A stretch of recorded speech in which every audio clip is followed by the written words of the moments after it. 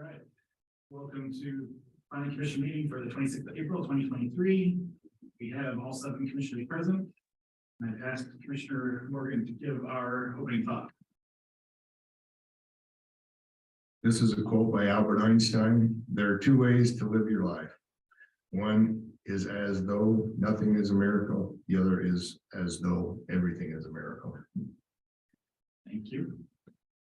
Okay, the next item is item 3. This is the consent agenda from our previous meeting, April 12th. Is there any discussion from? Yes, Marty, it says it was there.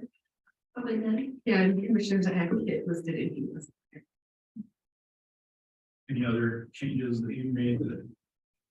I guess I did want to make mention, as I was reading through the Army Corps of Engineers document, the description of the location says it's in Salem City. I don't know if that's an issue or not.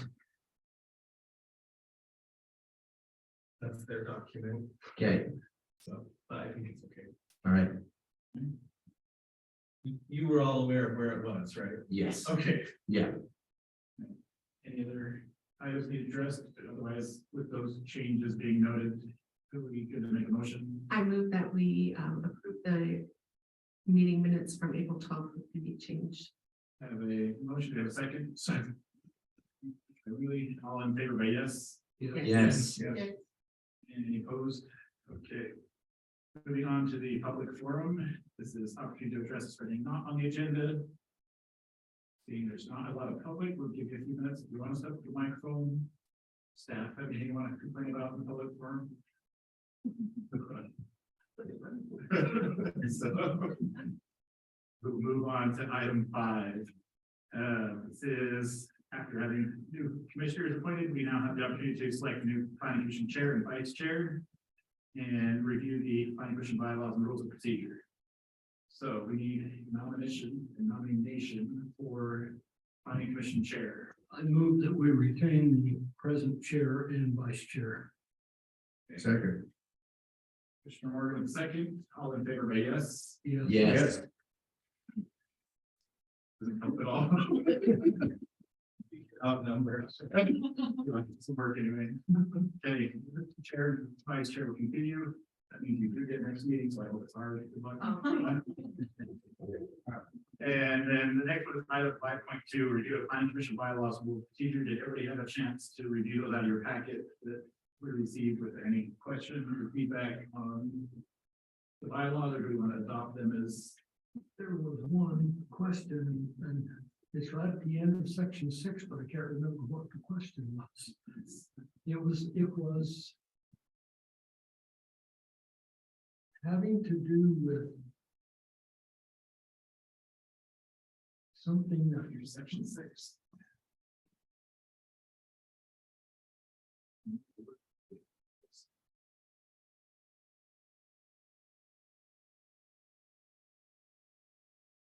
we did in a recent meeting.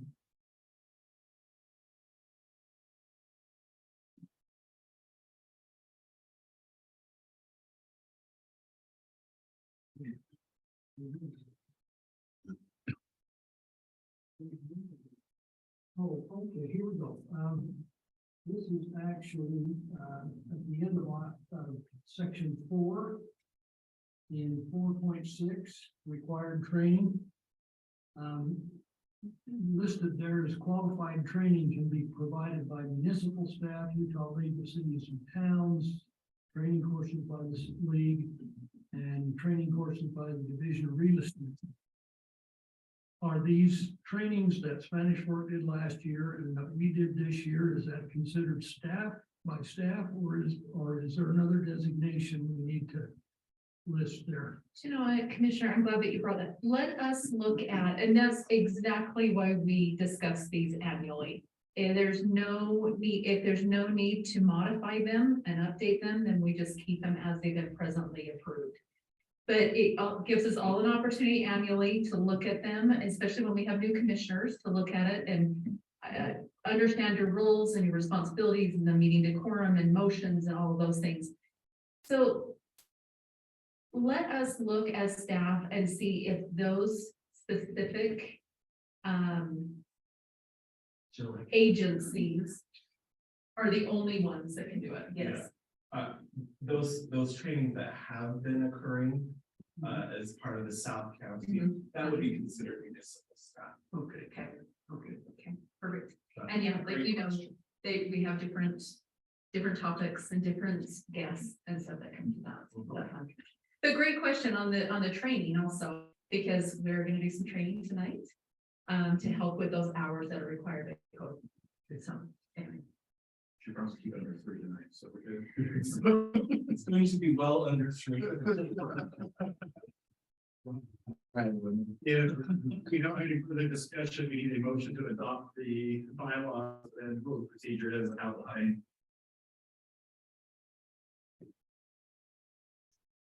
The motion, second, Commissioner Morgan, all in favor, by yes? Yes. Yes. Okay, retain the bylaws as outlined. Next is item 6. This is a review item. Request by Eagle School District for approval of Payson bus facility subdivision plat A, including street dedication and land parcel consolidation. This is gonna be really fast. I can make it take only if you like. So this is pretty simplistic, as you saw it in your packets. I don't even have a presentation for it, so I'm just going to more or less show you the parcels in question. So you can see up here in the north, it's 920 north. In the south end, it's 700 north. And so what this plat is doing is it's cleaning up these parcels that are highlighted in red. You can see that there's various ones there. They overlap a little bit, things like that. The only parcel, if I understand correctly, that has anything to do with Payson City is this teeny little one right here where my little hand pointer is. All of the rest of them are Nebo School District parcels, and they're cleaning them up to make a single parcel. And if you're trying to orient yourself, the top parcel is the bus barn. So that being said, this is what they're recommending doing, and then, you know, they decided to turn it 90 degrees for us, but so anyways, where my cursor is, if it will go there, something in the way. My cursor is here. This is the 700 north, and then this is the 900 north or 920 north on this side. So all they're doing is they're cleaning this up. You can see the hash marked areas. This is dedications to the city where it's actually curb gutter and some road already there. And for some reason, the parcel overlapped. And so they're just cleaning that portion up as well. So that's really all that's going on with this plat. Any questions? Questions for staff? Discussion? Pretty straightforward. We have a motion. This is a recommendation to city council, so. Yeah, it involves dedication, so it has to go to city council. I make a motion, we approve the request by Nebo School District for the approval of the change of their parcel and street dedication. I'll second. Second by Commissioner Warner, all in favor by yes? Commissioner, you recommend. We don't approve this. Sorry, I recommend approval. Second. Thank you. Okay, still the same, all in favor by yes? Yes. Yes. Okay, any opposed? Okay, that will move forward. And then we're going to take a slight break and move into conference room for training, is that correct?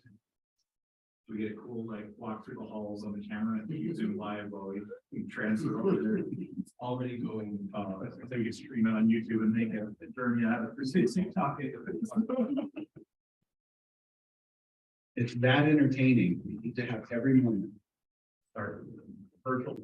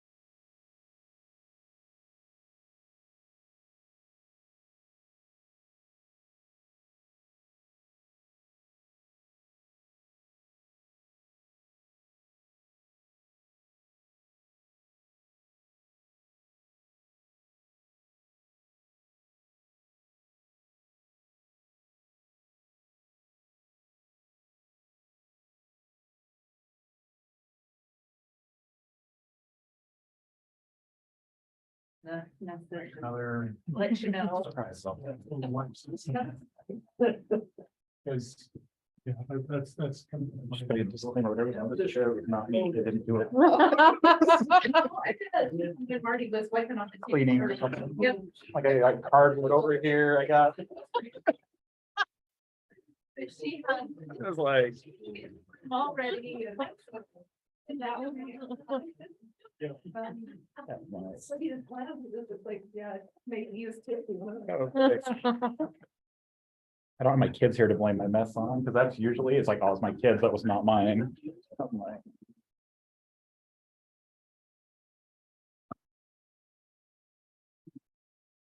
all right, who's, Will, are you the, Michael, Michael, awesome. but we might all jump in, I don't know. A little FYI for you, if you were here last year, this might have some very similar slides. If you were not, then it's all brand new and exciting. We call it recycle.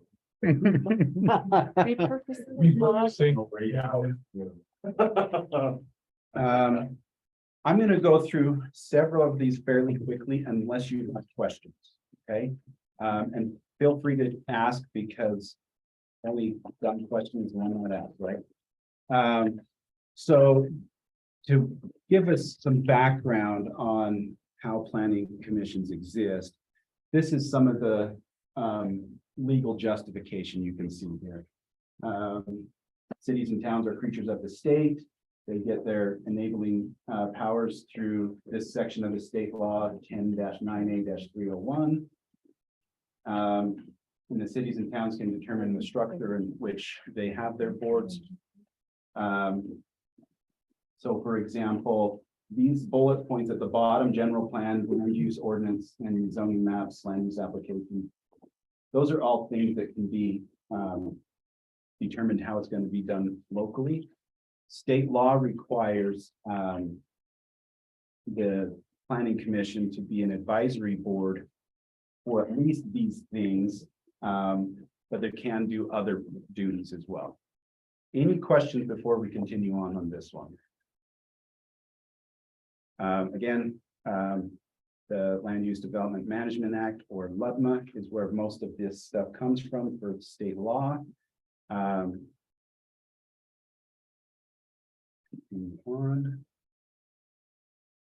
So keep in mind, private property rights. Individuals are free to use their property as they wish unless valid written land use laws direct otherwise. And that's kind of the gist of all of our city zoning and our development codes, our subdivision codes, things like that, is trying to dictate sensible and healthy ways to develop property. The community has broad discretion on what's regulated, but it has to be clear and written down. And again, that comes back to our codes and our ordinances. They need to be clear and concise and understandable. And then once they're there, they need to be followed to the letter. We talked about that third one a little bit. And then the last one there, must act with reasonable diligence. All land use authorities, and sometimes the planning commission is a land use authority. For example, tonight you were just an advisory body for this agenda item we had, but if we had a subdivision, for example, of 3 lots or less, you would be the land use authority making that decision. And so we need to make sure that land use decisions are processed in a timely and reasonable period. State law is now giving us a more defined reasonable period, which may not be so reasonable, but anyway, that's going to be coming into effect. Let me say it's in a year and a half or something like that. It's really kind of out there a bit, but we're going to try to implement a lot of these things as soon as we can.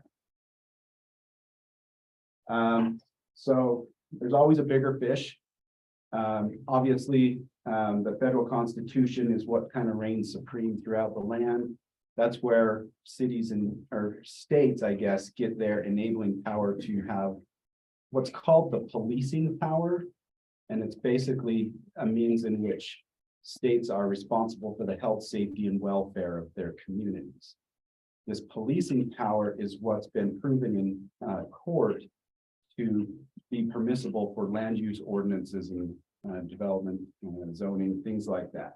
And so the state has given that discretion, for the most part, to cities and counties.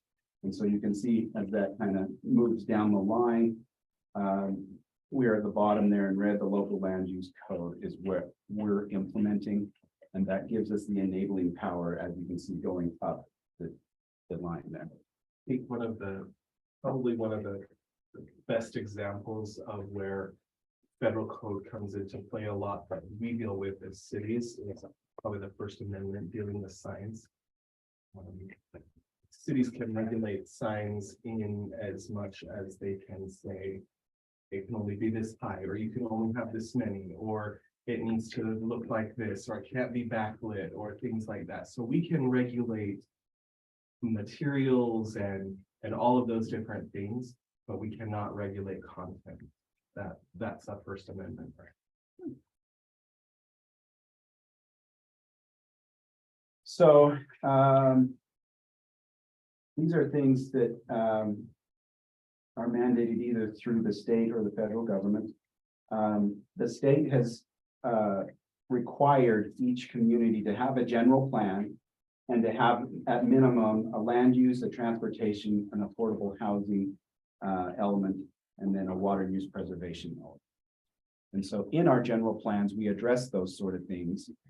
And the way that the general plan is carried out is through our ordinances, such as our development codes, our zoning, and our subdivision ordinances, things like that.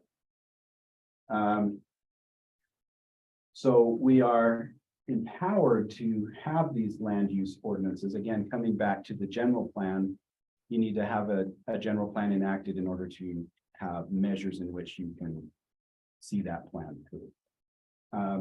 However, there are some things that we don't have a lot of stipulation or flexibility on. We must establish a planning commission. We must have at least one land use authority and at least one appeal authority. Who knows who the appeal authority is? You guys need to be good. Board of Adjustment. Board of Adjustment. When was the last time we met? I don't know either. So some of these things are some things we want to consider changing in the future, but that's how our code is written now. And one of them would be to change the Board of Adjustment potentially. So addressing residential facilities for elderly persons and people with a disability. This used to be heavily regulated at local levels, but has become to a point where there's been various lawsuits and things come in place. And it's determined that this is a fair housing thing that goes back to the federal government. And Utah has more or less adopted the same fair housing law that the federal government has. And so basically what that states is anywhere that a single family home is permitted, these types of uses must be permitted also. Allow manufactured homes which comply with zoning regulations. This used to be something once upon a time that was heavily regulated as well. And the state has come out and said, if it meets building codes, then you have to treat it like it's a regular single family home and not some other type of development. The big key to that one is a manufactured home has to be on foundation. Another key to that is a trailer home is not considered a manufactured home. One reason is it's not on a permanent foundation. On access. Cellular towers, again, we can't prohibit, but we can regulate them. And we've seen that going on quite a bit recently with upgrades and additional towers and connectivity, moving out all that extra service, that sort of thing. So we can't prohibit anyone from putting a tower on their property then? It's only permitted in certain zones, isn't it? So, yeah, we can't prohibit I think we can do it as far as, what's it called, like a franchise agreement with the various entities that do those.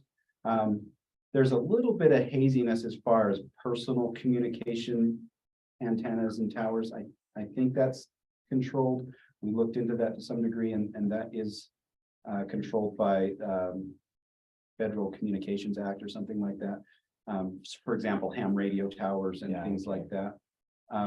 But we could potentially regulate somebody putting a cell tower in their backyard. We can regulate it, and that's the whole point, to be in certain zones or in places where it's safe and away from residential neighborhoods, Right. things like that. Non-conforming uses and non-complying structures, we need to have a methodology in our code that shows how to deal with those sort of things. What would be a good example of a non-conforming use? Anyone? A house and they rezone it to commercial and the house is still there. Right. It's non-compliant. So it may not be a permissible use in a commercial zone, but it was permitted at the time that the house was built and it's still being used as a home. So that's a non-conforming use. That's an example of a legally non-conforming, Right. because it was, when it was established, it was allowed. And through subsequent actions, that's no longer a permitted use, but that use can continue indefinitely until it's changed.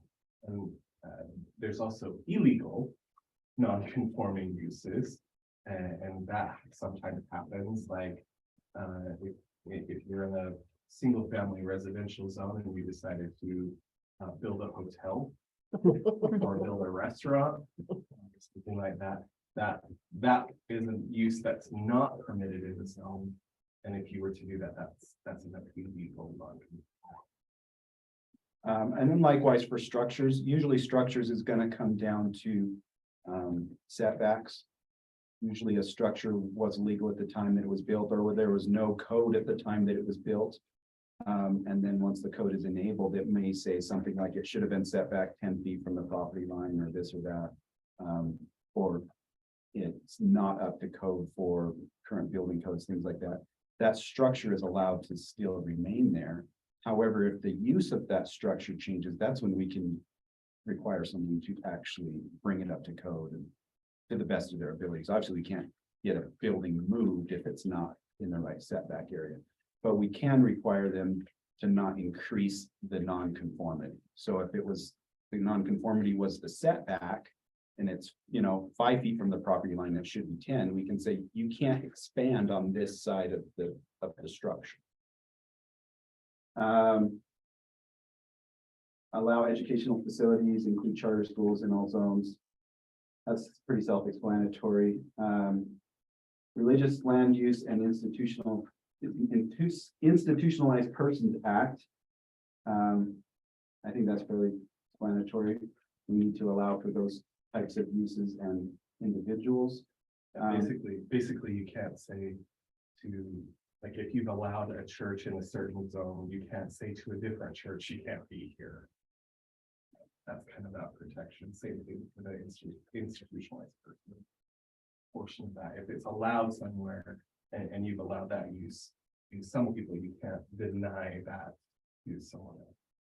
I think Robert touched on this next one a little bit with the freedom of speech with the signage, but it could also be adult-oriented businesses. It could be a number of other things that would qualify under freedom of speech. We can regulate those. We can say where they can go, but we can't necessarily regulate content. Now, with adult-oriented businesses, I think that there's some flexibility as far as signage goes, if I understand right. I mean, they can't be lewd or obscene it can't be things. lewd or obscene, and that's a federal requirement. So, the last one, what is an IADU? Does anybody know? Additional. Dwelling unit, internal accessory dwelling unit. Internal accessory dwelling units. We love our acronyms. So state law has provided for this, that residences can have an IADU in their primary dwelling, meaning the place where they live. Currently, there's some flexibility there for the communities to regulate these to some degree. For example, Payson City does not allow detached accessory dwelling units. That may change in the future, but right now it needs to be like a basement apartment, a garage apartment, or an addition or something onto the main building. But otherwise, unless there is some sort of binding agreement, for example, say a development agreement or some homeowners association that says we are not going to allow those sort of things, then it does need to be allowed. So can an HOA prohibit ADUs then? That's, I believe so, because Okay, it's a willful thing. because that I the thought this, developer- that's why I wasn't sure what the state's change of the regulation on ADUs, whether even the HOA could legally, I'm not sure. because what, 2 years ago that they changed the legislation on ADUs. I So think, yeah, we'll have to delve deeper into that. I know what you're talking about. because there for a while, we had quite a few That- applications for ADUs coming through, and it was always kind of deferred to, yes, no, whatever. And now my understanding is we basically can't deny a ADU application, right? It's like, we have to, I read that and I can't remember exactly what it says, but there is, I think, some stipulation that it can be regulated Okay. at a HOA HOA level. level. But it kind of opens the door saying you can't flat out deny it, so but we can deny detached at the moment, ADUs. yeah, The state hasn't changed that on us yet. until next year. I would just emphasize that A in this acronym, meaning accessory, that means that the only way that you can have that is it's accessory to the primary dwelling, meaning that it has to be owner occupied. Okay, that was giving me my next question is they can't rent as a duplex because then it's effectively an Then it's apartment two instead of a, okay. Yeah. So it would have to be owner occupied to be an ADU. Okay. Any questions on any of these before we continue? Okay, we talked a little bit about this. The planning commission has a few hats to wear. One of them is being an advisory body. Another is being a land use authority, and which hat are you wearing and when? We don't have any reason that the planning commission is an appeal authority, right? Okay. The one point I want to make on the appeal authority here, though, is that an appeal authority couldn't have been an individual or an entity that had made some sort of a decision on a land use application. So for example, if it was city council that said no to a subdivision plat, and then somebody appeals that and the city council is the appeal authority, that's a no-go. That's totally illegal. It's kind of based on our form of government, right? Like we have 3 branches of government: executive, legislative, judicial. And in many ways, the city council is like they're the legislative branch of our government, right? City staff and administration, our task is to implement those laws that they pass and things like that. Appeal authorities is that kind of judicial review to make sure that that law was legal or the way that it was implemented was according to the law.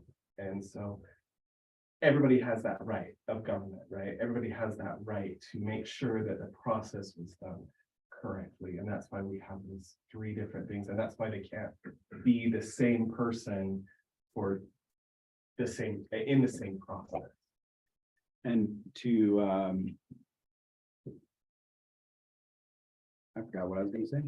Sorry, doesn't matter. Wasn't that important, I guess. Continuing on, this is a little bit small, but this is trying to show you the breakdown of some of those responsibilities. So you can see the legislative column. There's very broad authority. The city council is, for example, the legislative body at the city level. So they can create laws, they can get the citizen input, it can be based off of visions and goals, and they can use their best judgment. Then we also have the responsible bodies in it to carry those out, are our land use authorities. For example, some of those are going to be planning commission and city council. There are a handful of things in our code right now that allows for staff to be land use authorities. For example, Robert is the authority on boundary line adjustments, as long as it doesn't, scary thought, As long as it doesn't deal with any kind of dedications or right of ways and things like that. Basically, we have the powers that the city council gives to us, specifically by. You can see the different land use actions that would be attributed here. Enacting the general plan, that's a legislative action.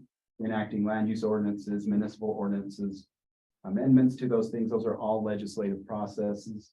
Annexation policy and annexations and doing zoning districts or having a zone map, those are all legislative actions. And you can see that the administrative there, it gets more restrictive because now you don't have that interpretation so much. You have to follow it to the letter as it's written to the best of your knowledge and understanding. Again, we have land use authorities here, planning commission, city council, again, sometimes the mayor may be one, the board of adjustment. When is the board of adjustment a land use authority? Does anyone know? I can think of one, well, there's two things, but the most prevalent one. You said during the appeals process, no? But that's an appeal authority. Oh, okay. So they're land use authority for variances. And a variance is a situation where somebody is asking to vary those specific regulations. The most common example is setback. Like lots of times we love boxes and we love rectangles in development, but we live in a round earth. And sometimes those lines don't necessarily line up exactly, or sometimes the topography is a little bit different. And if we just moved the house or the structure a little bit, it would be a lot better. And so in those instances, that landowner or that property owner could ask for a variance to say, can I go into, can I maybe, instead of being 25 feet from this property line, can I be 25 or 24 or 20, something like that? Really, it's pretty negligible. And so you can see from the justification of that, it would make sense. And that's what one of the responsibilities of the board of adjustment is to do it and to look at those situations. Another board of adjustment duty, I think, if I recall right from reading the code, is they actually, if there's any discrepancies, are the ones that interpret the zoning map. So you can see on the third column, very restricted for the quasi judicial. You kind of talk about, like Robert was saying, this is kind of the judicial process of the city level for land use related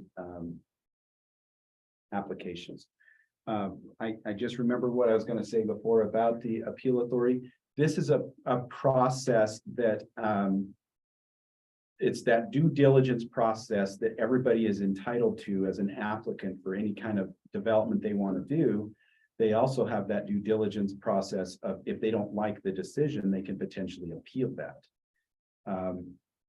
Our state and federal laws actually say that you need to follow that due diligence process before you go to a higher court as well. And so you can't just take this case to the Supreme Court because you feel like you were discriminated against. You need to take it first through your local appeals processes before it can go on to a district or state or federal courts. So, any questions on this? There's a lot on there, but perfect. That's my favorite questions. Okay. So we talked a little bit about these, so we're not going to go too much further. But these are some tools in which we use to kind of plan and develop our community. You can see the general plan there and our land use ordinances. I like that practical vision for the future and where the rubber meets the road, because the general plan is kind of that pie in the sky, kumbaya, this is what we want our community to be. But the ordinances are what's going to attempt to get you there to that ideal goal. Planning Commission is the responsible entity for preparing the general plan. Oftentimes the way that works is we have staff and or consultants prepare those, and then we invite the Planning Commission to be a part of that preparation process so that you don't have to feel burdened that I have to come up with all this legalese language and all this stuff. But it is a planning commission responsibility to review those, determine if those changes are needed, that sort of a thing, and then recommend a plan to the city council for approval. I just comment, that we've had some meetings where citizens coming in don't understand that there is a general plan. And so we've spent some time trying to educate the public to what a general plan is and how ours is laid out and why certain parts of our community are designated for industrial and others for commercial. And you know, it doesn't always match the citizens' idea, but the general plan is a real good tool for us that way. And a time I can see where people will say it doesn't match that is somebody, well, people come in all the time saying, well, my neighbor does this on their property. Okay, that doesn't necessarily mean it's justified for XYZ individual to do that same thing. For one, the neighbor may be doing it illegally. For two, they might be legally non-conforming, and so tough luck, right? And for three, maybe we want to change things from what the neighbors are doing, and so the plan is trying to reflect that. The general plan, how often is that reviewed and changed and looked at? It was done in 2020, is when Okay. it was last done. I think, if I remember right, state law requires every 5 years to Okay. revise it. It's generally looked at regularly, whether or not it's actually brought to the planning commission for amendments. We also have some specific area plans that are adopted by reference to the general plan, and so those are plans that are oftentimes being developed internally or by potential developers that want to develop a specific area. And so while the general plan may not get scrutinized very heavily annually, we do have a lot of looking at it and review of it, and so. Really, a general plan is supposed to be a living document. The worst case scenario is we put all this effort into creating a general plan, right? And then we just let it come like dust. We should be using it all the time. That's how our city is going to grow and develop it. A lot of thought and effort and a lot of community involvement goes into creating that. And so we should be looking at it all the time as we receive applications from people and talk to them. But that doesn't mean that the general plan that we have from 2020 is perfect, right? Things change, circumstances change, attitudes change about how we want our city to grow into the future. And so we can amend it any time, but it just has to be justified. On the flip side, it can be your shield for saying, for example, we can't do that because that's not according to the goals and policies of our general plan. So if you want to do that XYZ thing, this is the process and you need to amend that plan first. So we can make the plan the bad guy. Which then goes back to that's a legislative decision. And planning commission doesn't have to recommend and city council doesn't have to approve that proposed amendment. We provide that, we offer that process for an applicant to potentially amend it. Or staff or anyone else. But it goes back and it's legislative. And they have a lot of deference to determine whether or not that is a change that they like to see. That will further the other goals of the general plan, because they might be just looking at changing one small portion of it.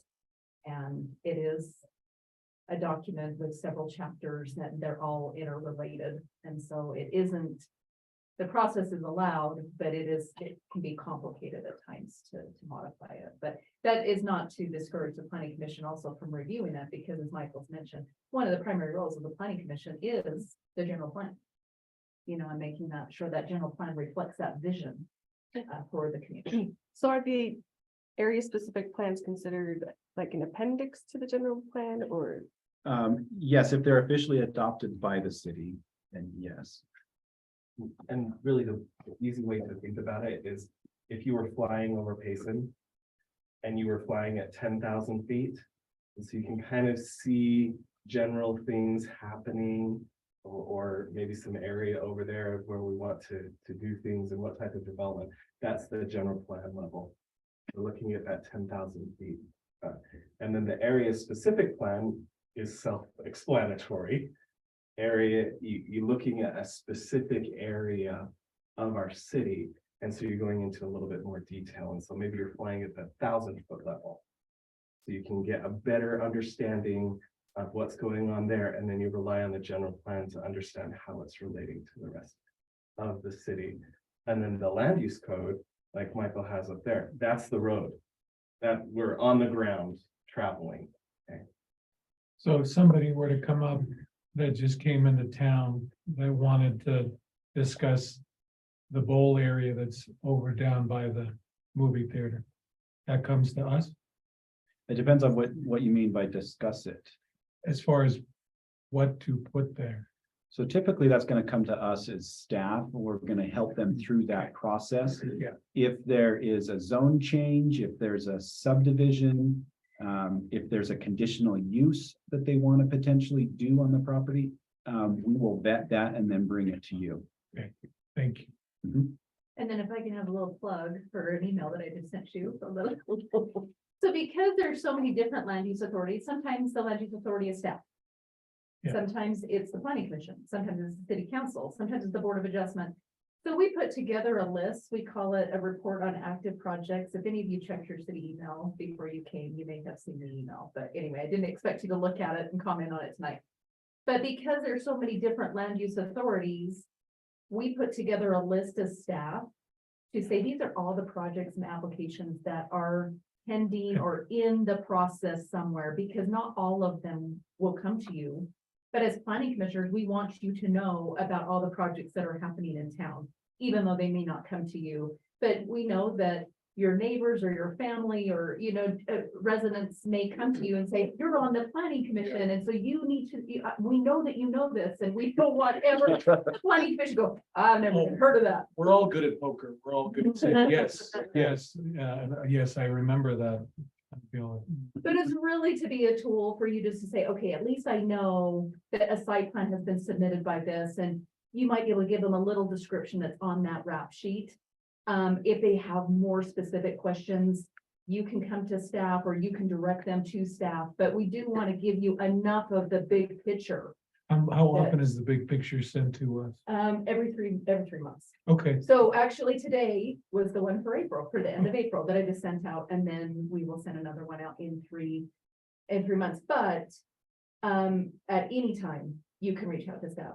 Or at any time, which a lot of the commissioners have done in the past, they'll bring up at a planning commission to say, hey, I got a question on this project, could you give us more information? So don't feel like you have to wait for a meeting or wait for 3 months for that wrap sheet to come out.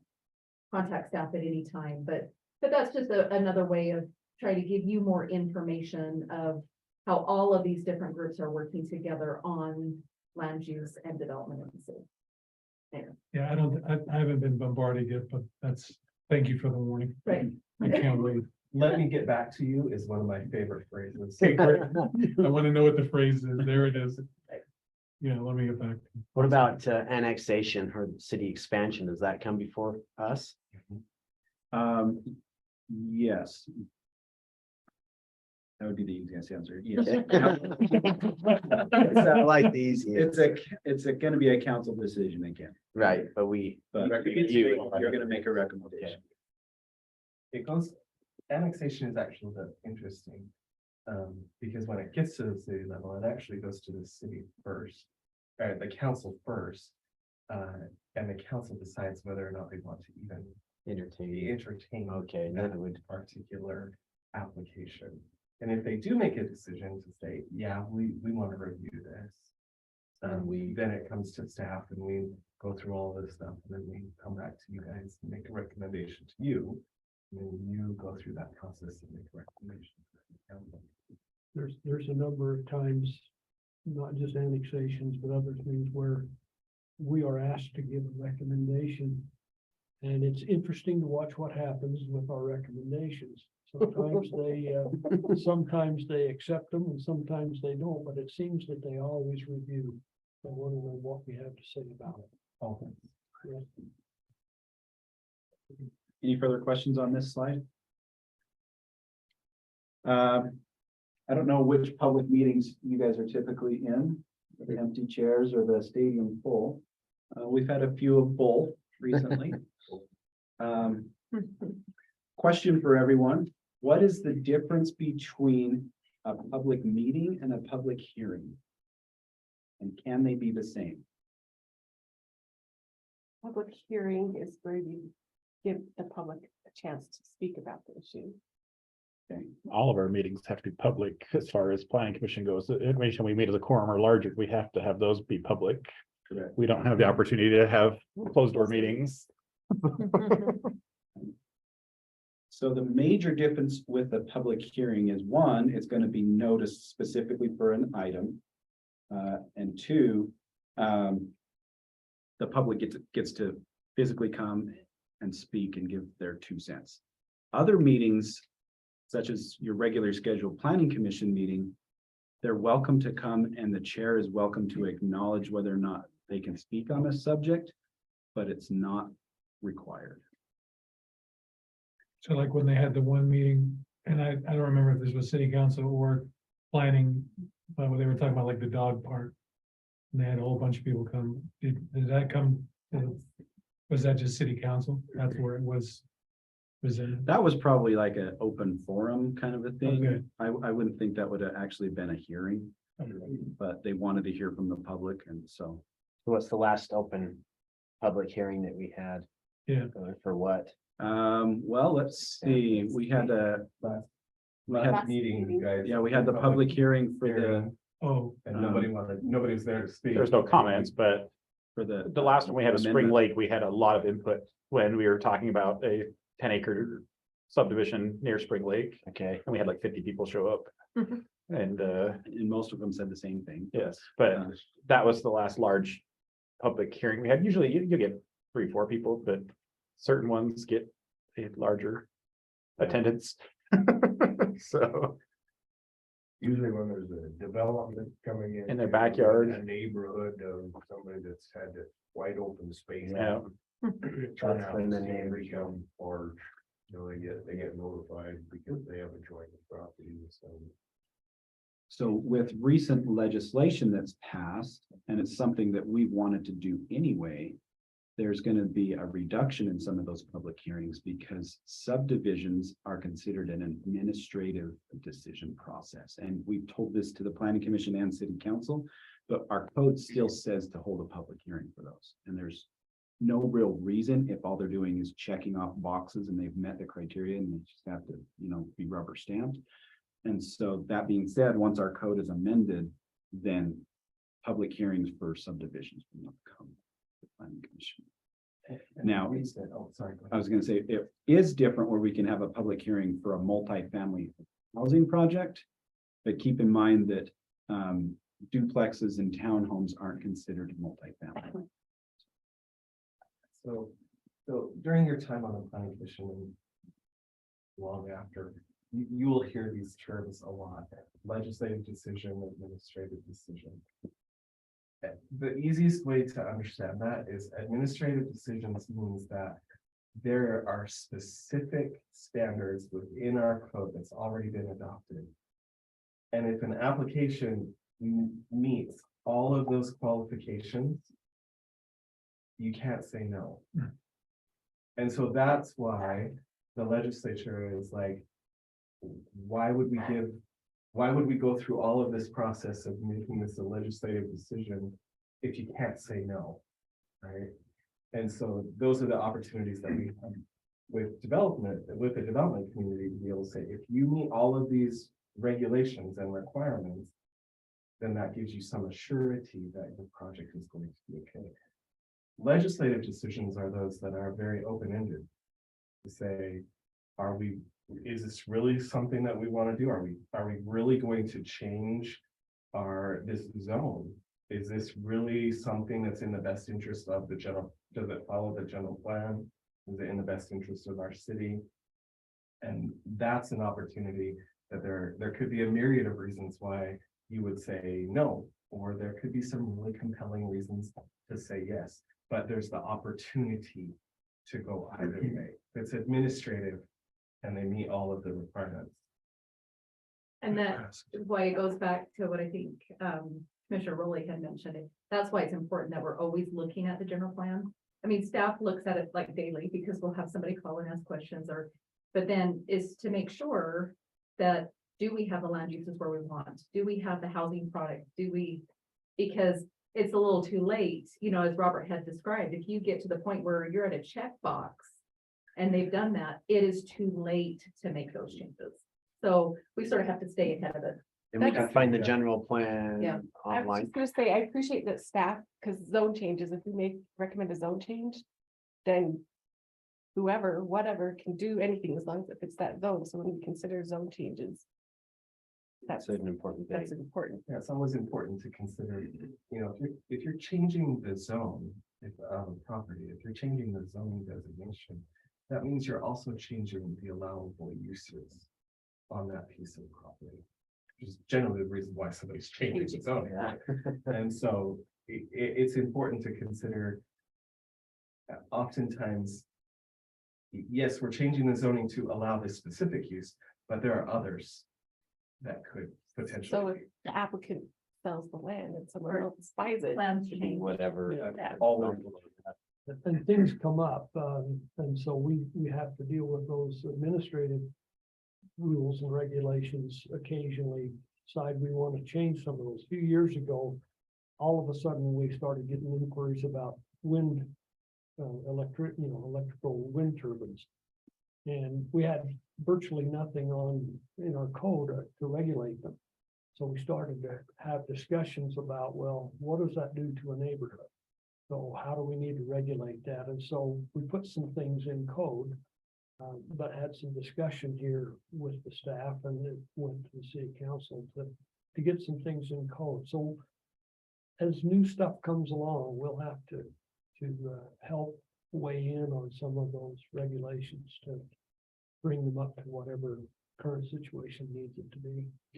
So, and a current one that we have no legislation on that we get calls about all the time are short-term rentals. Communities regulate them, Payson doesn't. Airbnbs. Yeah, Airbnbs, so that may be something that we regulate in the future if it becomes a concern. Thus far, Can we legally regulate? If it's a single family unit being used as a short term, can we regulate that?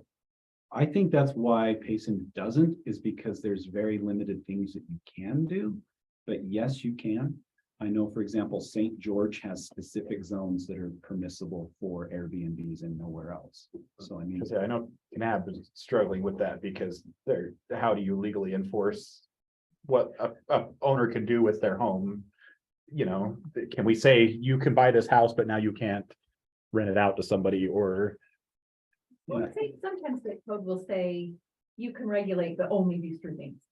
Okay. So So we that's- see that yeah, a lot, it's like with pretty cell towers. limited. It's like you have to allow communications, but the city can only determine like location and maybe aesthetics or, something like that, but they throw us a little bone, I guess. They're saying you have to, but only these things can be regulated in your code. And I think short-term rental, and that has just been also from even land use cases that have gone through the court system in Utah. And so that's where we look at, it is something that we saw was it was a concern, it was creating some negative impacts on our community.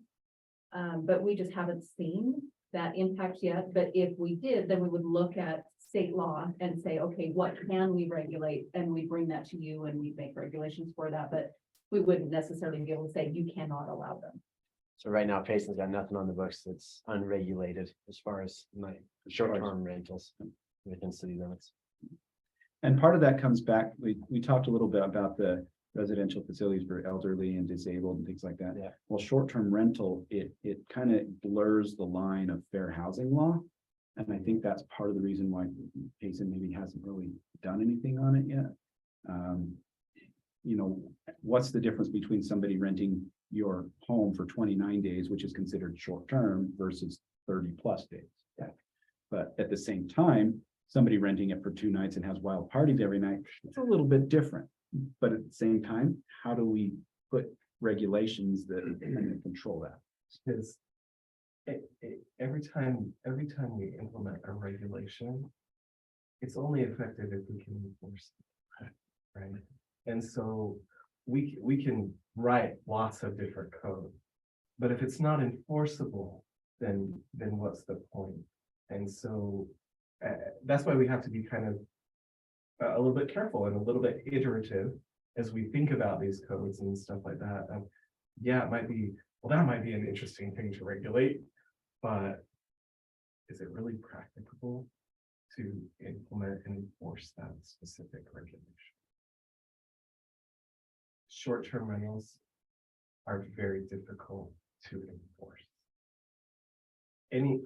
Really anything related to housing occupancy is very, very difficult to enforce. I worked for Provo City for 6 years, and housing occupancy was like the #1 complaint, and it was constantly on everybody's mind. But really, the enforcement of housing occupancy is very difficult. I just had a discussion with our state house representative, because I was a little spooked by squatters' rights. And I just wanted to know where the lines are drawn currently in the state. Because if I was gone from my house for 3 weeks and somebody busted into my house, I just wanted to make sure that nothing would happen as far as them saying, no, I have squatters' rights. So those are the kinds of things where I'm just like, I just want to know what I hear across the nation compared to what I know in this state. I just want to know what we abide by in this state. Because that's all I want to live by, is knowing what is on the book. So, but housing is definitely one of those things. Housing is a big issue, and settle in, guys. Speaking of housing, what is the definition of a family? Motion to adjourn. Yeah, That's a moving target. yes, it is. So that again comes into regulating housing. How can you say such and such number of people is not a family?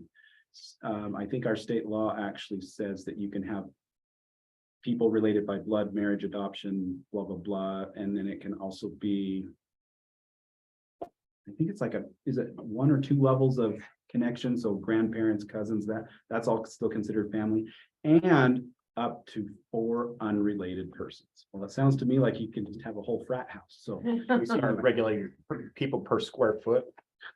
You have an 8,000 square foot piece of property, you're limited to 8 people. again, how do you regulate that? That's 7 trials. Much trouble. We gotta move now. We went over the number. Yeah. So. Continuing on. So this is a little bit just talking about ethical conduct. Planning Commission needs to follow the Municipal Officers and Employees Ethics Act. More or less, that's identified in the bylaws, but we need to be fair and equitable to everyone. We talked about these things already with the legal responsibilities of what the Planning Commission does. These typically are all recommendations: general plan, annexation policy plan, land use ordinances. Some land use applications, for example, conditional uses, is a administrative duty of the Planning Commission. But most of the other land use applications, Planning Commission is advisory. So other application processes, other planning and land use matters.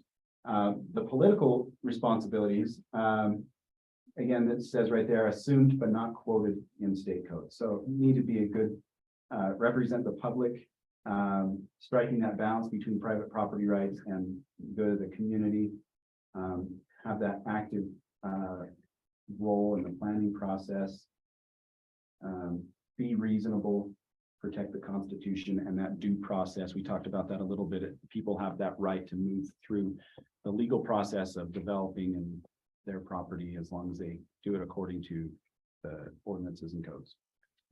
I would just really quickly insert here though. You're not elected. right? You don't have constituents. Your constituency is the collective body of the residents of Payson City, so you shouldn't be having, in fact, you're protected and insulated from this, of having residents call you up and say, hey, I think you should vote this way. They don't get to do that. You just get to politely say, I'm sorry, we can't have this conversation. In like manner, you don't have to worry about your position on this board going away by some voters. And it's by design that way, that your responsibility is just to make the best decision according to the facts that you know and the laws that we have. Which is nice, because I've had unsolicited email that I've passed on to Jill, but I'm like, this has nothing to do with me. Yeah. And when those occasions arise, that's the perfect example. You just send it on to Jill. Just send it on to Jill.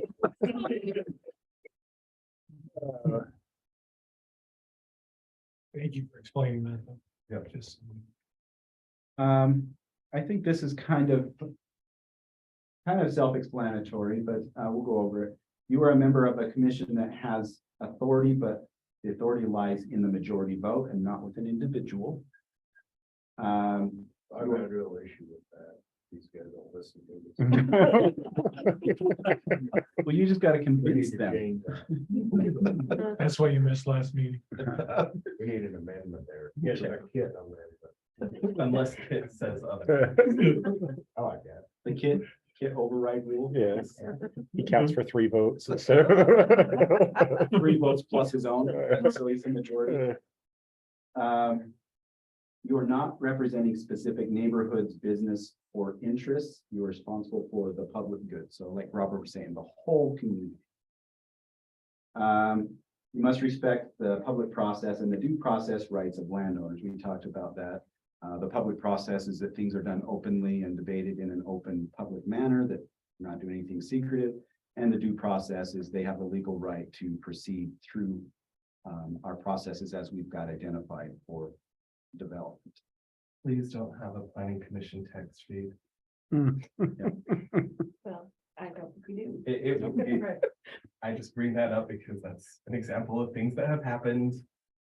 Please don't be texting each other during a planning commission meeting of, are you gonna vote on this? Especially during public hearings, because that can be part of the public record, your personal text messages. So do not talk about anything at a public hearing other than the subject matter, and don't talk to anybody but through the microphone. And you can talk about it. We want you to talk about it at length in whatever way. Just do it through the microphone. Yeah. So we can't use like little rascals like conditional zoning. This is discouraged. And no baseball signals to proceed to the next, none of that. Okay, great. That would come in useful when none of us want to make the motion. Well, and there's a side note about that too, and you'll get familiar with this. I mean, the commissioners that have been on for a while understand this, and the new commissioners will. We try to give you as much information before the meeting, so you can then focus on the presentation or the applicant's presentation or the public input at the meeting. But there's sometimes new information that comes up, and you might want additional information or need additional information. And there's nothing wrong with saying, staff, we don't feel like we have enough information to make a decision. And so you may remand it back, and then staff will bring back more information. The only thing is with remand is we want clear direction of what is needed in order to come back. And it can't be just because, well, this is uncomfortable because there's 50 people in this room and we don't want to make them, which some of you have been in those meetings. But if there's really facts that have not been presented that you feel is necessary to make that recommendation, that is always an option. So again, going back to, we're not making little hand signals and stuff. It's like, if we just don't know and you're requesting it of staff and staff can't provide it at that meeting, there's ways to get you the information you need. That's just when I go like this to Blair. And then Blair also had like to remand back to the. I'm just gonna go like. I will say that that is one tool we have to get even with staff. You know. It's romantic. Make them do some more research on it. So a couple things I want to say related there too. Bill, before taking this job, I was on the planning commission for my county. I live in Carbon County. And I was on the planning commission, and oftentimes I knew the answer and what the decision should be, but I would publicly state reasoning and logic or ask questions to staff that would lead to that answer so that the public knows why it has to be that way. And then I've also made motions where I relied upon what the staff said, you know, citing staff's professional opinion, blah, blah, blah, and a thorough review of this, I recommend that this is approved for such and such. That's perfectly legit. You can do that sort of thing. Oh, okay. That's good to know that we can use that. Yeah. Vernacular when we're talking about why, where. Okay. Well, and I think as there's a lot of things being brought up, you know, Michael's just given the overview and this is a lot of information. But staff will come back and we'll explain more legislative, administrative, and just talk about that and give examples. And then we might talk about findings, you know, findings in a motion. It's just not we approve or we recommend denial. It's like based on these findings, this is what we're making. So we'll continue to provide training that way to sort of pull out some of this information that's in this long presentation to say, okay, you will see this often. This will come up often. So, and especially legislative and administrative. So we'll continue to have those discussions and those examples. So I'm not going to go over this thoroughly. Hopefully you've had a chance to look at these bullet points, but these are kind of, I would say, common sense ways to act as a planning commission. Any questions on this before we continue on? Okay. Specific duties that Payson City has at the planning commission level. So the planning commission will see subdivisions for preliminary plan approval. We basically did that tonight with the consolidation of those parcels. They did it as a plat map, so it was considered a subdivision, even though it's not subdividing anything. General plan amendments will come to the planning commission for a hearing first. And so, or the general plan amendments might even be originated at planning commission level. If you feel as if something's not appropriate or something's brought to your attention, then you have that power to initiate a potential amendment.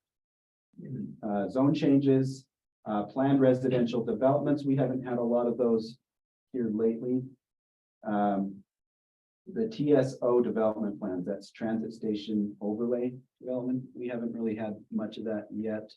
I suspect some of that's coming with the station area going on and the new interchange and all that sort of stuff. That will be coming eventually, where we want to see some of that development done in a transit oriented way. That was pretty cool that I heard that we jumped over a couple of other communities to get funding from UDOT.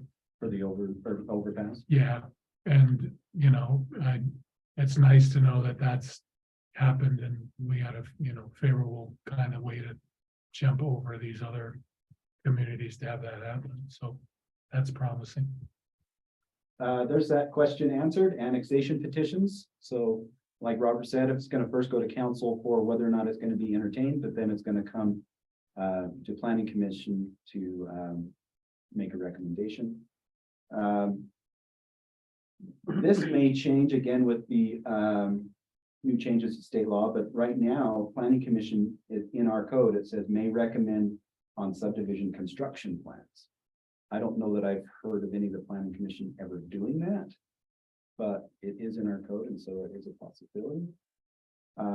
Overlay requests are basically a zone change. And so again, that's the same process that they're going to come to planning commission for a hearing, and or they could potentially be originated at planning commission level. The preliminary development plans in the RMF zone. So RMF is the residential multifamily zone. So the preliminary plans for that can be reviewed at planning commission level if planning commission decides they'd like to. Planned community plans And code amendments, again, that's a legislative decision by the city council, but a hearing is gonna be a planning commission for that. And again, it could be originated by planning commission saying, we don't think this part of the code is working right, we suggest a change, this is what we suggest, blah, blah, blah. So, on that bullet about recommending on subdivision constructions plans, is that the part where we get involved with what the streetscapes are going to look like and those kind of things in those subdivisions when they're coming? I believe so. I put this presentation together last year, and I was just pulling everything that said stuff about planning commission. So I'd have to go into that section of the code and look at that more thoroughly, but I believe it's the design of the orientation of streets and landscaping and Yeah. amenities and. We've had, the commission's had some opinions about what streetscapes ought to be and, putting porch forward rather than garage forward designs and those kind of things. I'd like to see the city in somewhere or other, realizing there's a new state statute on this, but I'd like to see the city retain some ability to sway developers to give us better looking streetscapes. And that's where the overlay zones, the rezones, development agreements, things like that come into place. Because while we can't necessarily force some of these things to be done by developers, we can negotiate with them for maybe added density or whatever, that therefore they're going to give us a better product if they do X, Y, and Z for us. So those are the strongest tools for that sort of thing. Because, for example, the city council doesn't need to make a zone change for a particular property. But a condition of that zone change could be that they do those various things to the streetscape that would make it a more presentable community. And so the developer could willingly accept that as a condition of the zone change. Sure. Any other questions on this one?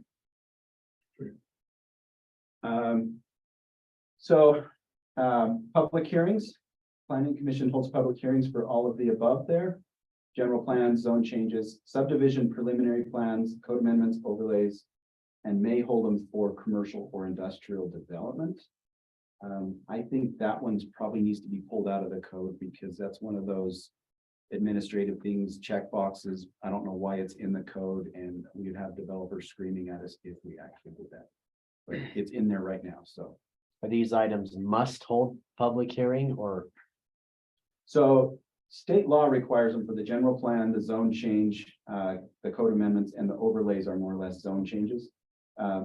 State law actually just changed with that Senate Bill 174 to exclude it for subdivision plans.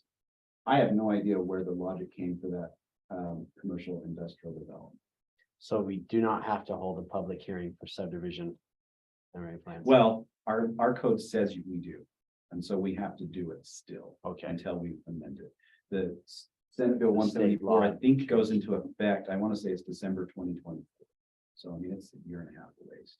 You have to hold a public hearing, but it's one of those decisions that, again, if they meet the requirements, you can't say no. Right.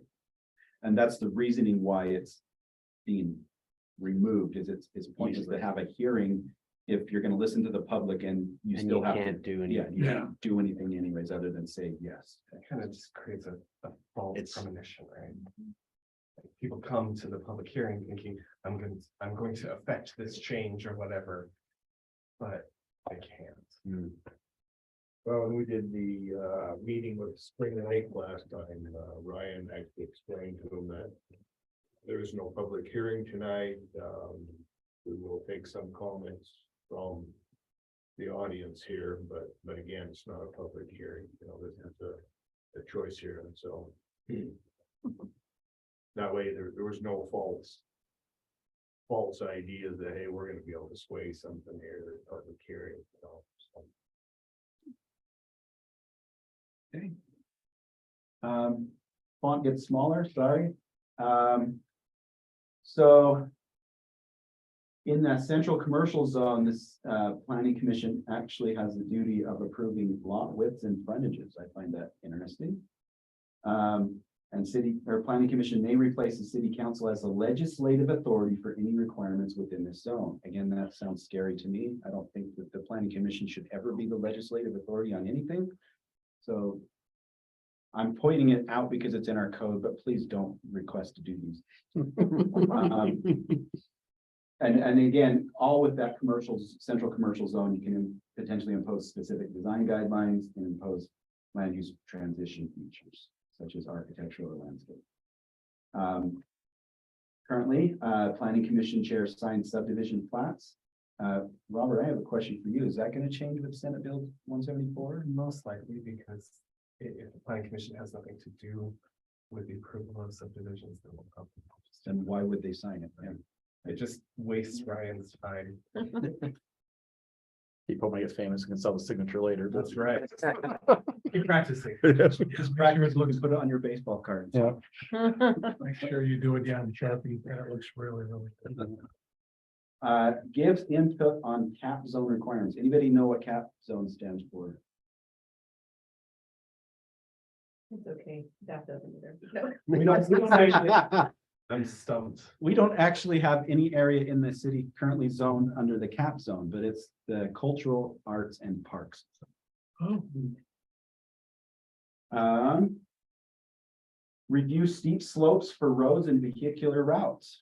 I don't know why that's a planning commission thing. I think it should be more like an engineering thing, but Yeah. but that's currently part of our ordinance. Provide written findings that states reasons for actions on any land use application. And that staff is going to do that on your behalf, but we want to hear those in those meetings when you make those decisions so that we can cite what you're saying.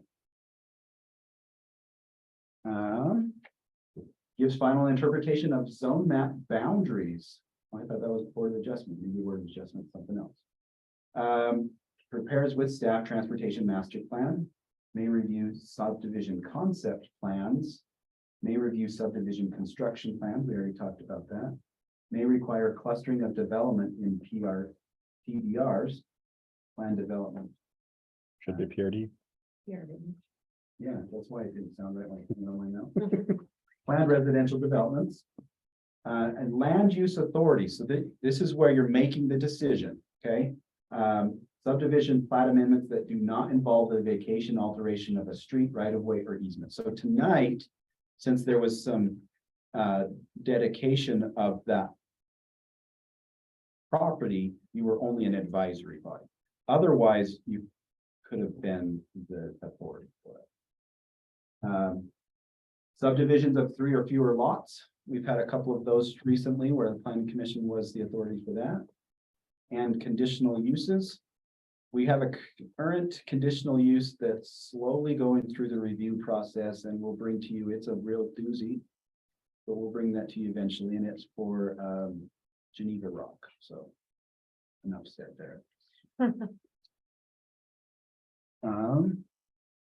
So now this is some of the recent legislative changes. It's all citing House Bill 406 and House Bill, was it 174? I don't want to go into detail on this unless you want to really, memorize the state code on this. But if you want to, we can look at some of these if you have questions. And so I put the parts in red there, I put as kind of the starting points in the amended bills, and we can go and check those out if you want to see those. And Michael, if I can just make a comment. These were just approved this last legislative session, so even staff is trying to understand the language and how we need to change our code. So that's another I reason. haven't even read through the whole thing yet. Right. And so if you have specific questions, we might, not be able to answer them, but this is sort of our direction now from the state legislature. It's like, now we have to go through all these lines. We have to understand it. We have to change it. And the amazing part is that they do this in 45 days. Every January, planners get very, very nervous. And I need to meet with my House rep before the legislative. Yeah, session to find out these ideas. I think that they secretly think that we judge their productivity on the number of bills that they pass, and frankly, they could, cut it by more than half, and we would be good. I love what Governor Cox, though, has said, is that where they were ramrodding some of these bills on the last night of the session.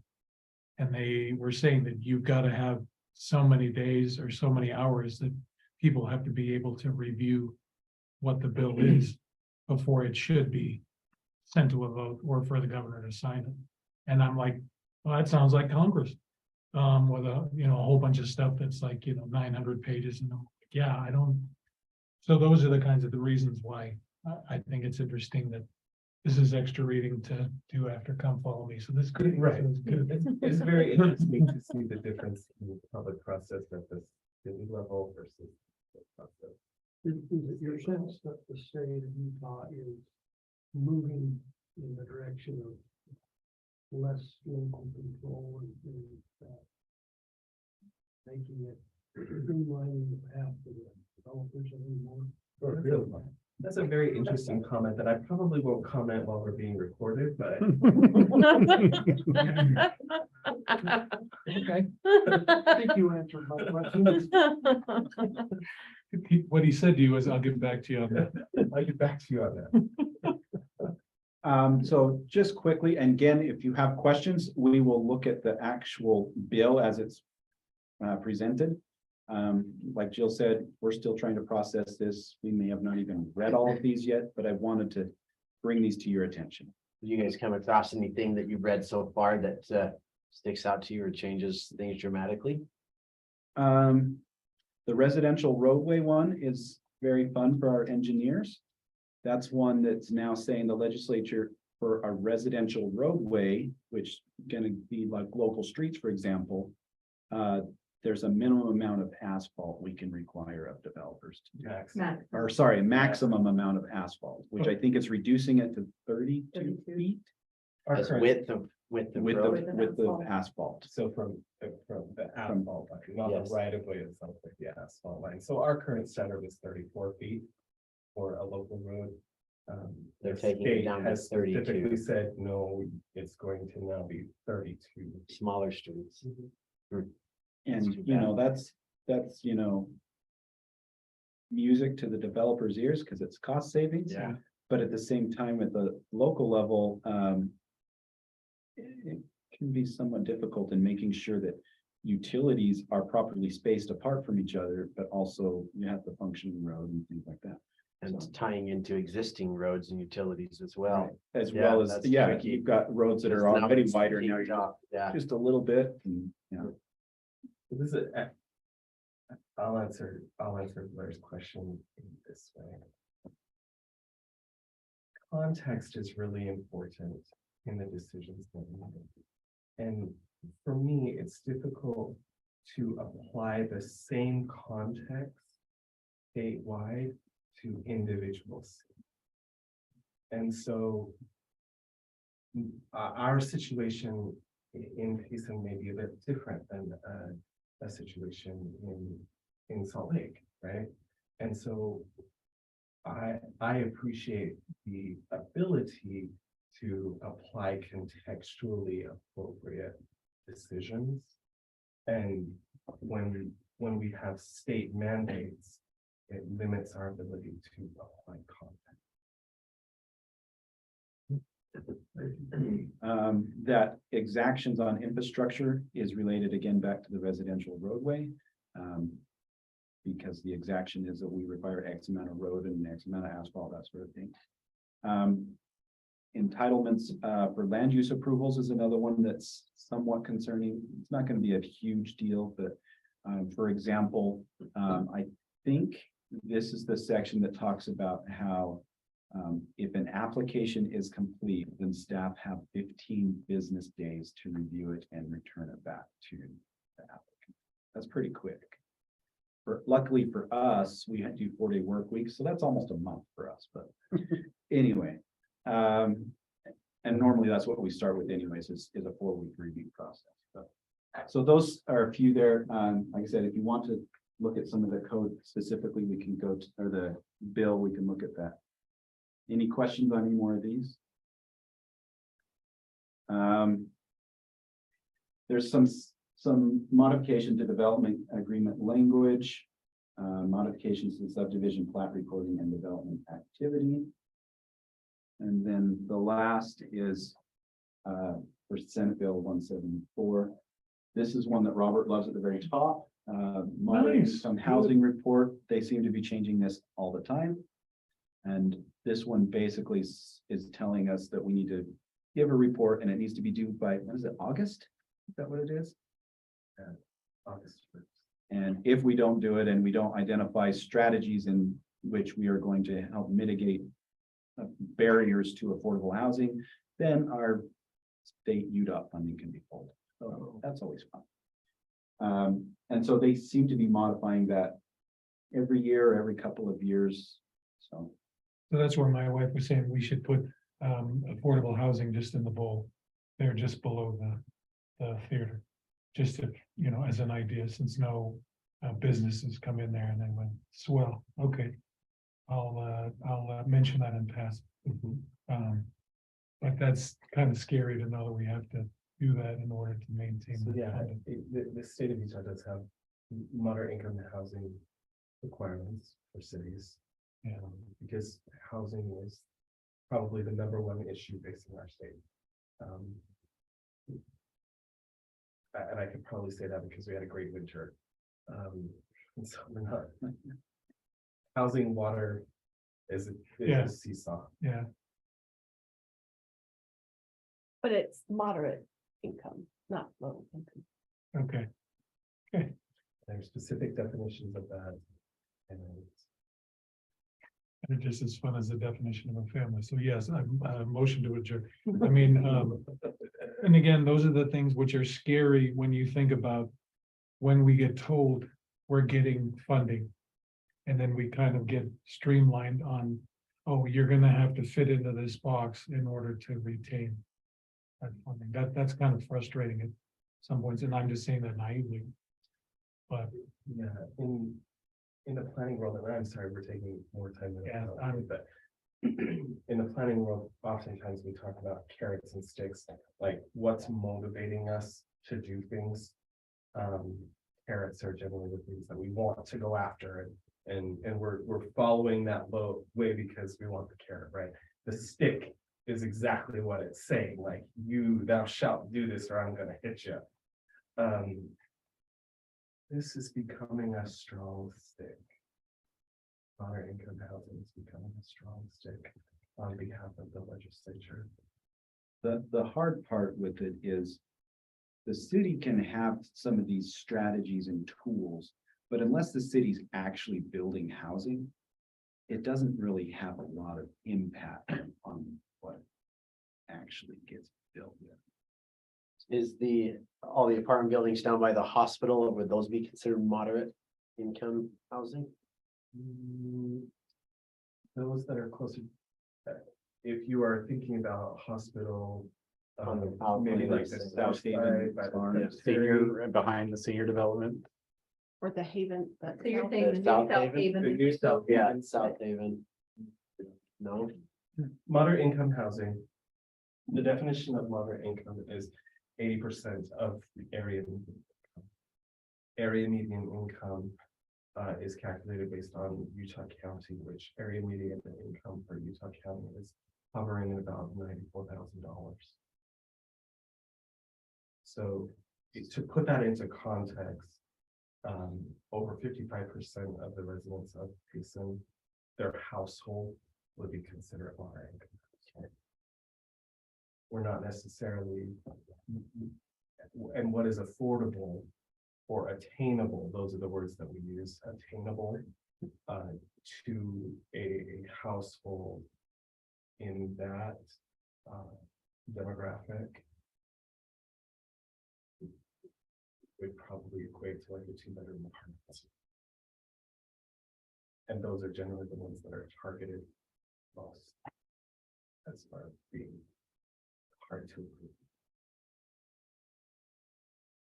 approve. Next bullet there modifies code sections related to internal accessory dwelling units. This was not incredibly significant, but there is a few things that it changes. We actually expected more and it wasn't passed, so. But for example, I can see in the future where they would say you can't regulate it based off of it being an attached accessory dwelling unit. They could say it could be permissible for, like, say, a caretaker dwelling and be on the property but not attached to the main home. Right now, it doesn't say that, and so we can regulate that it has to be part of the main home.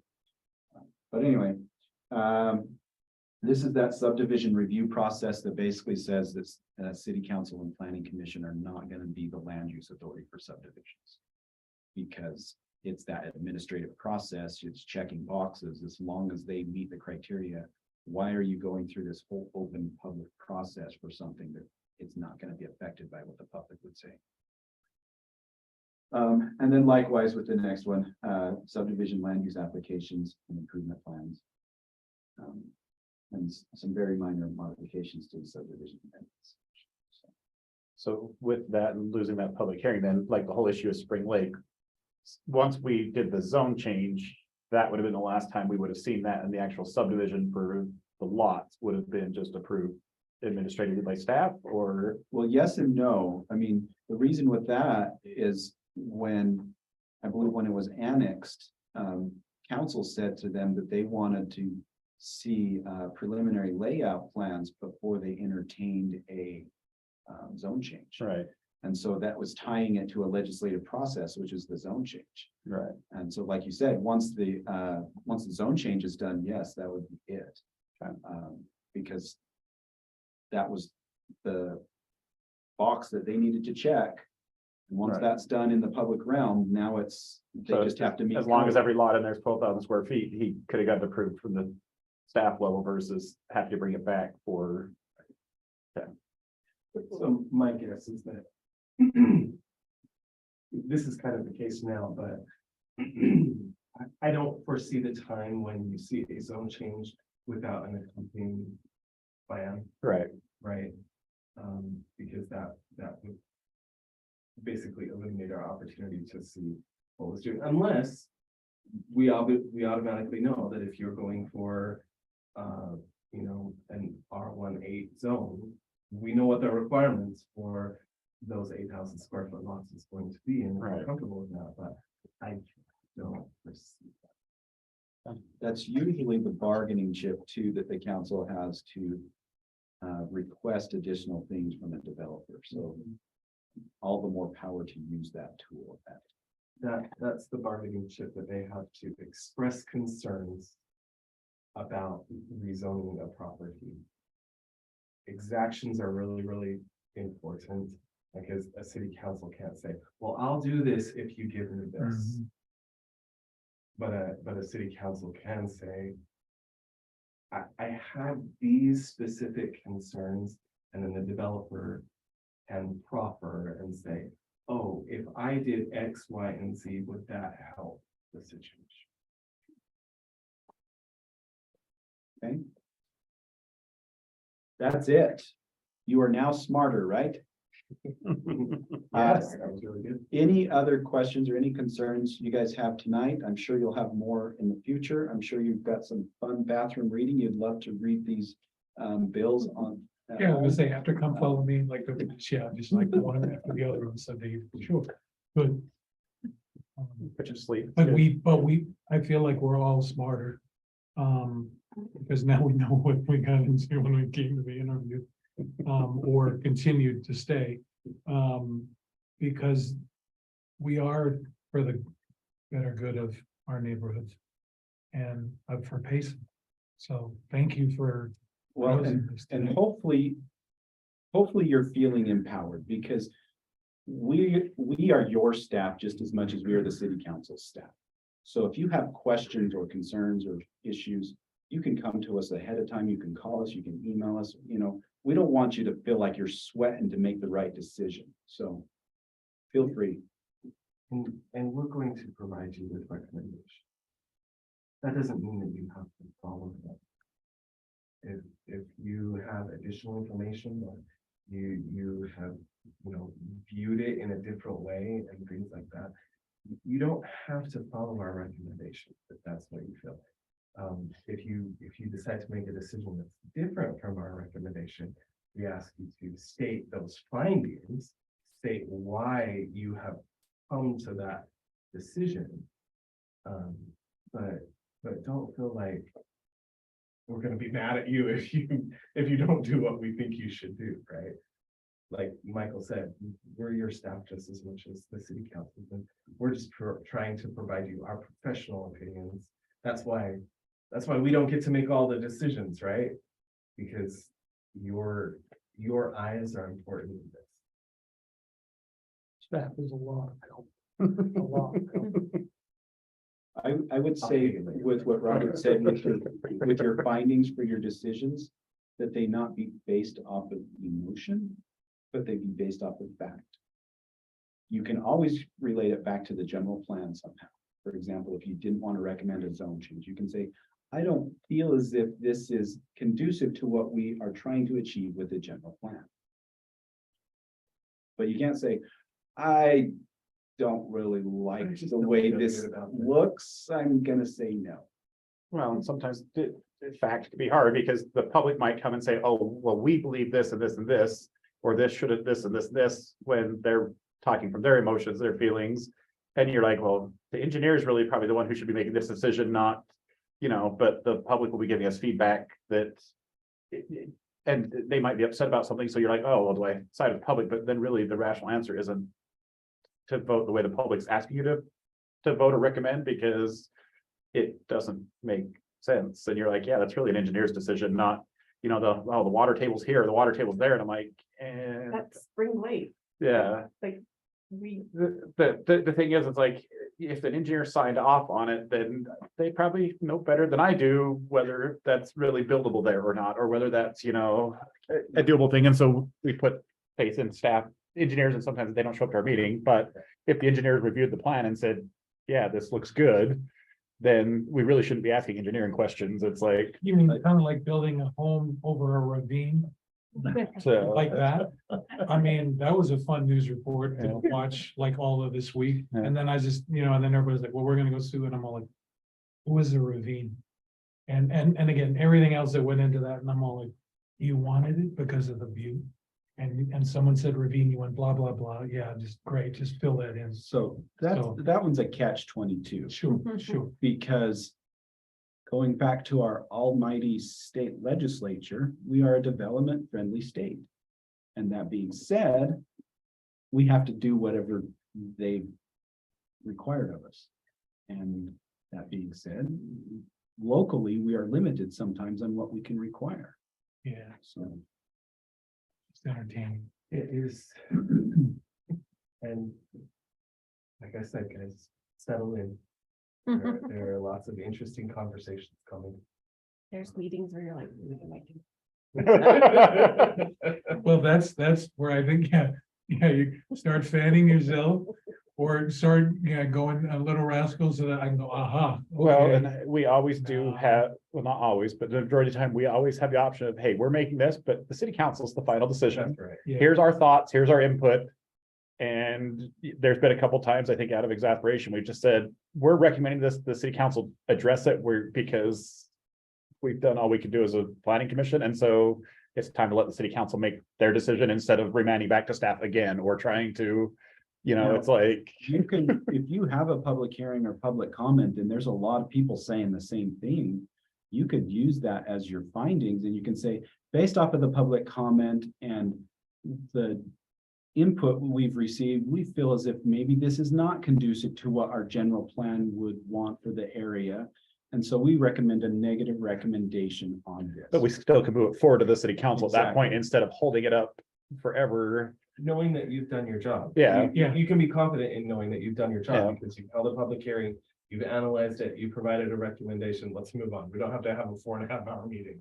I think in my time, we've only done a negative recommendation once. I think twice that I've Twice? recalled that, yeah. I think that's credit to staff though, because they filter a lot of stuff before it comes to us. We've remanded several items, but as far as just Just, negative recommendations saying we don't think this should be done, it's. Well, they we happen sent the to- Spring Lake one back to staff. It got remanded. The city council recommended that the developer talk with the residents there that were gonna be affected. When they came here, they were off in Arbor, they said, because the developers never approached any of us here of adjoining property, so we remanded it back until they sat down. And then, of course, the citizens were upset because when it come back, There's you know, no they're like, hearing. well, he come and visited us, told us what they were gonna do, but we didn't like what he wants to do. We need to make this a win-win-win type of a deal, and you know, and that type of thing, they're only would have been happy with the development going away, you know, it's like. Oh. They've already met the zoning requirements that we've asked them to get to. They've already had engineering on the water and the ground, they already took care of everything, they got a letter from the county about attaching the thing, and so. At that point, we are like, There's some, they did everything they've asked them, they've checked all the boxes, so. get mad at controlling the land. I thought we were gonna get stoned. That got brought up too, but we won't go there.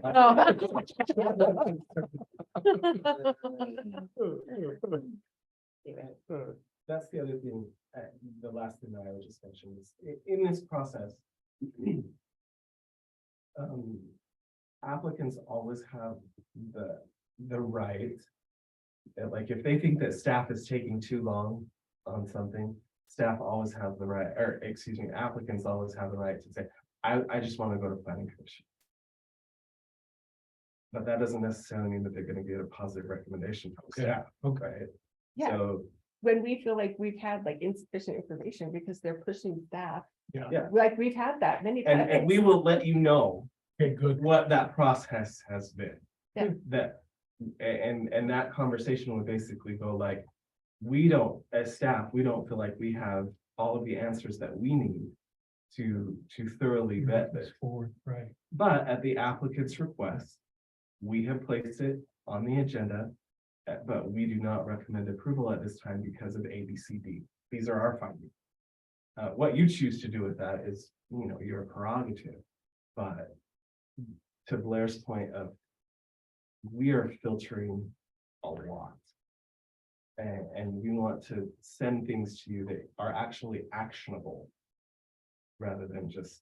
Yeah, part of the we've seen a process. few of them where it's like, we remand this back to staff, you got a whole lot of unanswered issues here that need to be dealt with, you know?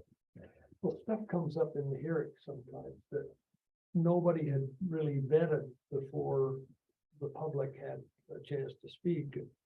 So that has given us pause, and we said, let's go back and look at those issues, and we did remand it back. And sometimes we'll actually request that. Sometimes we'll say, you know what? Let's take a minute on this. Good discussion tonight. Any questions? You guys are right, it wasn't 3 hours, thank you. It's like- This is the longest good one we've had in a I'm while. sorry. But we are into our second hour, so I say we call it 2 hours training. We were just trying to get you all hungry, so you take some of this. You know that the multi-city one's still gonna be 3 hours, so There you go. So we've got. we're just gonna be overachievers this year, get 5 hours of training in because. So new members, hopefully this was helpful. This doesn't Absolutely. have to be all the training you get, and you know, if you have questions as you're looking over your packets and. What the heck does this mean? Feel free, we're at your disposal. Just give us a call, send us an email. I don't know, we'll be happy to. He asked about the general plan. It is available online, right? The general plan. And I'm pretty sure all the new ones up to date and, Okay. If you go to our website, go to paysonutah.org. and then you just dive into Title 19 afterwards. And was it Title 21? That's the 13 now. 13. Okay, so I was trying to look just for it. tons of, okay. So you changed the numbers on me. I don't even know what I I'm. know. One of the things that related to zoning, but information that we receive emails through the outlet server. And sometimes I get an email that says I need to take some stormwater training. And I Yep. wonder if I really need to take stormwater training. I And ignored another that one. Said I need to take some Cybersecurity. Oh, I take that, I cybersecurity. take that as spam, because I mean, yeah, that's, So- what, just click here. Yeah, You need to do the cyber training. I did. You need to do the secretary. Okay. The other thing, sometimes it's hard to say if it really means us or not. but, No. You know, And when you get those, Because I don't know which ones go out to you anymore. If you have a question about it, just send me a quick email. Well, my only question was that city employee cyber training, I got on, it took an hour of my day and I was wondering where I picked my paycheck up. to cover it. Extra hamburger. I watched it fast speed, so. Oh, I don't know 1.7 why you speed, took- 1.7 speed, is that what we do? Because that's what I'm gonna do, we go 1.8, 1.9. But to be perfectly The honest, information may not be relevant to the planning commission, but you know, there's some of those emails that it's just easier to send to Payson City Hall. And it sends it And, to, but I do that's get- a city, Yeah. I do get spam emails on my city account for like, your transaction did not close, and I'm like, I'm thinking it's on my personal, and then I look at, Yeah, I'm like, wait, that's coming through my No, no, no, Payson.org Your account. car warranty. And so I'm like, I have got quite a few spam emails through the city account. Testing us. Yeah, I'm just saying, don't, where it says click here. like, Well, don't- and the problem is Dell records them as open, but if you're looking at my phone, it just opens the next email. So it's like, it's not like I meant to open it. It's just, phone will just preview it, so it doesn't So, look like. but I have it set up when I Actually delete, open. yeah, but when I delete the email before, it takes me to the next email and opens it. So I'm like, sorry, Dell, I'm probably one of your openers that you're like freaking out about. But I don't click, I just open. But yeah. So there's this graph that we see in this training, and there's this outlier over here. That's the clicker. I didn't click, I just opened. That's why he's the chair. What's So- that? all the more reason to do the cyber training. Yeah. Well, thank you guys.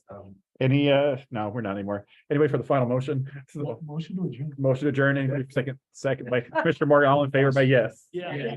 Any opposed, you can leave. That's- You can stay. No, because you want to lock up the building and go home and. My wife's gonna